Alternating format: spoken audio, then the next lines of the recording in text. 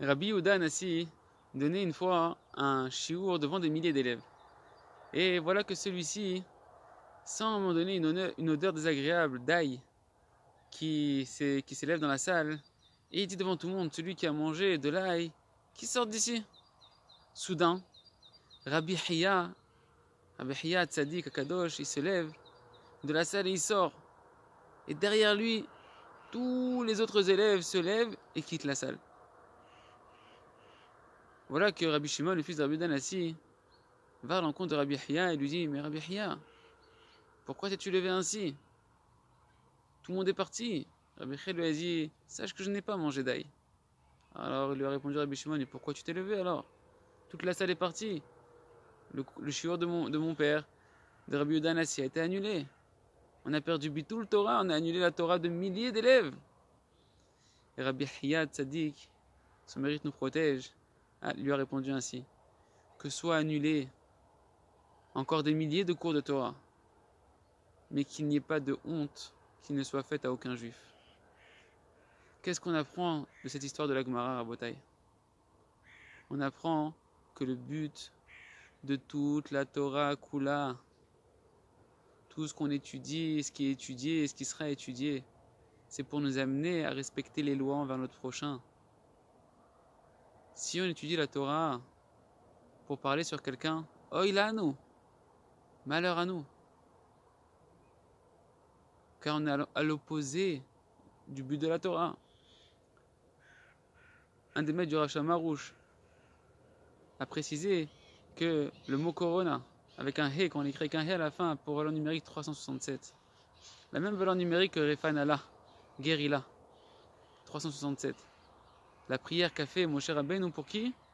Pour sa sœur, Myriam Anevia.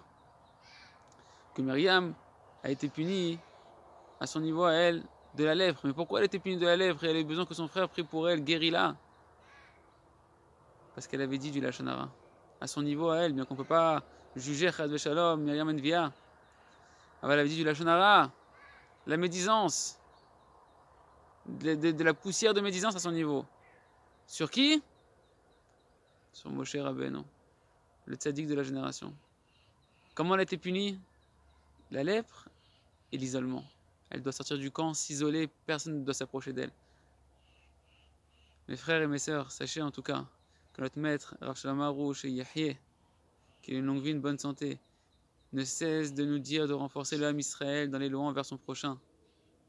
Que personne ne dise du Lachon Hara, que chacun se renforce de ne pas écouter du Lachon Hara, de ne pas croire, de juger l'autre positivement, de se dire Amash, de pouvoir accomplir ce que dit la Mishnah, juge l'autre positivement, toujours.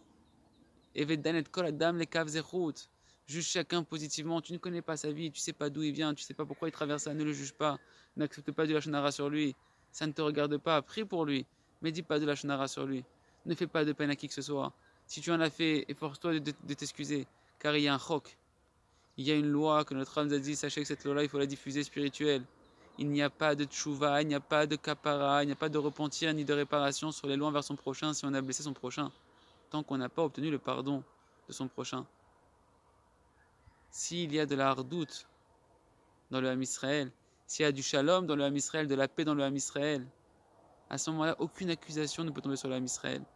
Il n'y a rien de plus précieux aux yeux de notre Père, Kadosh Baruch Hu, qui est aussi notre roi, de voir l'amour et l'unité dans ses enfants. Azir Hashem et Hashem, qu'on se renforce, de ne voir que le bien, de ne prier que des Yeshua sur le Ham Israël, que le Mashiach puisse dévoiler Berachamim Gumurim, dans une miséricorde dévoilée et totale. À travers quoi? À travers le regard bienveillant et les pensées bienveillantes que l'on aura l'un envers les autres. Chazak Benit Chazek.